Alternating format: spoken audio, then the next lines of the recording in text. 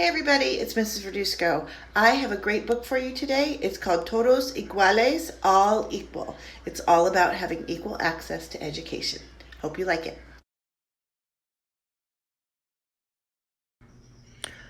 Todos Iguales, All Equal, A Ballad of Lemon Grove, and the First Successful School Desegregation Case by Christy Hale.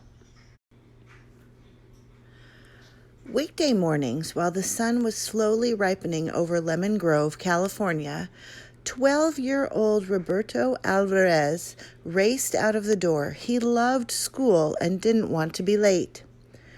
He hurried along North Avenue and around the corner to Olive Street, where he joined his friends on their way across town. Roberto and 74 other children from his neighborhood continued on their daily trip. Their parents, migrants from Mexico who had settled together in Lemon Grove years before, were already at work in the orchards, fields, packing house, and quarry. The older children guided the younger ones through the busy Imperial Avenue intersection, over the railroad tracks, and on to Lincoln Street. Brothers and sisters, cousins and friends, all took care of one another.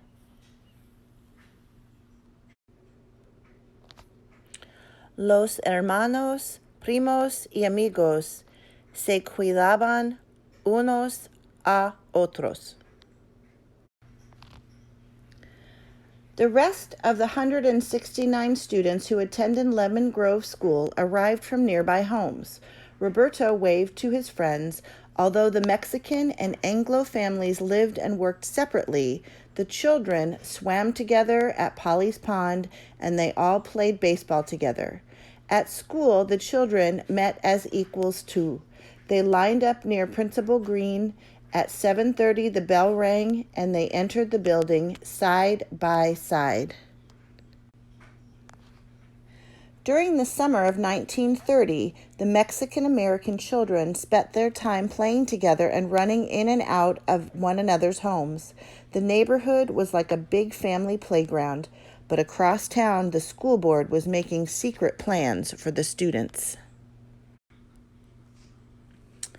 In September, Roberto noticed new construction on Olive Street, not far from his home. Throughout the fall, the neighborhood children watched, peeking through the gaps between the rough boards. A 2-room, barn-like building appeared. In late November, 2 swings and a teeter-totter were added to the building. Suspicion grew that this was to be a separate school for the Mexican-American students. One day in mid-December, Roberto was playing ball near his house when Principal Green stopped by. Unlike the school board members, he wanted the Mexican families to know about the new school. Principal Green gave Roberto a piece of paper with 2 columns. "Would you do something?" the principal asked. "Go to all the families and ask them to sign on the left if they're coming to the new school, and on the right if they're not." At home, Roberto's uncle tore the paper to shreds, but the news spread quickly and the community united. On January 5, 1931, Roberto and many other Mexican-American children returned to Lemon Grove School. They huddled outside, sharing stories of their holidays. When the bell rang, Principal Green raised his hand for silence. He stood like a guard at the doors. "Move aside and let the Anglo students go to class," he told the Mexican-American students.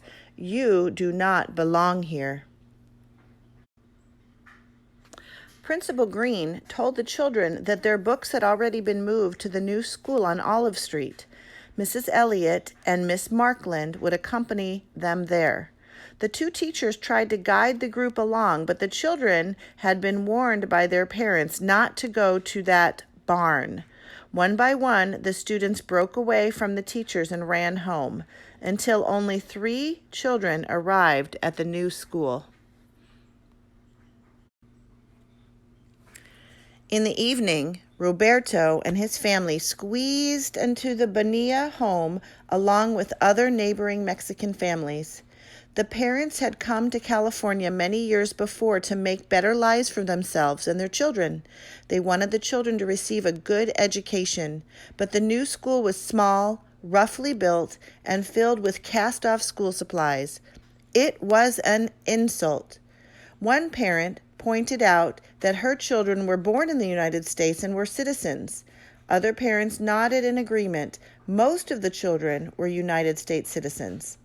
Juan Gonzalez took the lead. He proposed that the families form the Lemon Grove Neighbors Committee. If they all refused to send their children to the new school, then the school board would not be able to get away with segregating their children.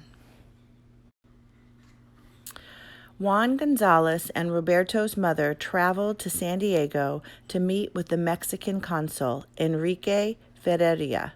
The consul indicated that the Mexican government thought the situation in Lemon Grove was very serious, with implications for other communities. The new school was just a pretext to segregate all Mexican American children and give them an inferior education. Consul Ferreira gave the families his full support and offered the services of 2 lawyers.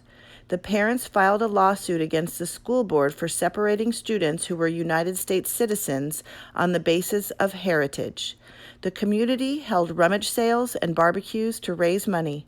Newspapers printed articles that brought support from the wider Mexican community and helped pay for legal expenses. While the parents were working on the suit, Roberto and the other children boycotted the school. Soon, Roberto took a more active role. Everyone knew he was a good student, so the Neighbors Committee selected him to represent all the children. The case of Roberto Alvarez versus the Board of Trustees of the Lemon Grove School District went to the court before Judge Claude Chambers on February 24, 1931.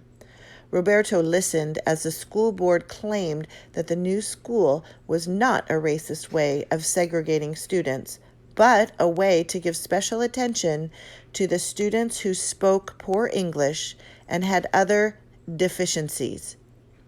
Roberto replied to all Judge Chambers' questions with intelligence and in perfect English, disproving the school board's false portrayal of the Mexican American children. On Thursday, March 12, 1931, Judge Chambers delivered the ruling in the case. I understand that you can separate a few children if, to improve their education, they need special instruction. But to separate all the Mexicans in one group can only be done by infringing the laws of the state of California. The school board was ordered to admit Roberto Alvarez and the other 74 Mexican-American students back into the Lemon Grove School immediately, where they would receive instruction on an equal basis with the Anglo students. The following Monday, when the school bell rang at 7:30, Roberto and the other Mexican-American students walked past Principal Green and entered the school to learn as equals.